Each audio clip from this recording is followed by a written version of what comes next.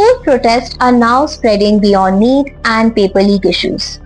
Across Uttar Pradesh, Rajasthan and Bihar, even young school students are taking to the streets demanding basic facilities such as clean toilets, drinking water, teachers and proper classrooms. One of the biggest protests was reported from Sarvodaya Inter College in Uttar Pradesh, Fatehpur, where nearly 1,500 students staged a 6-hour sit-in.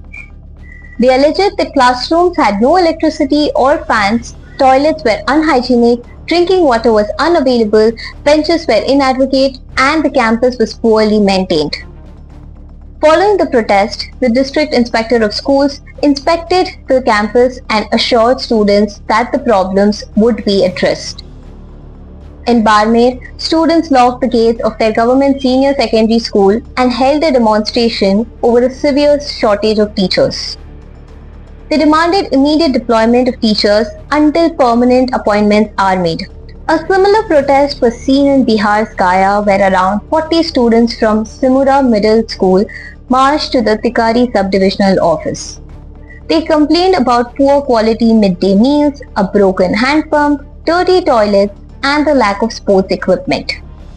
After meeting the students, the SDM directed the school authorities to resolve the issues within 5 days.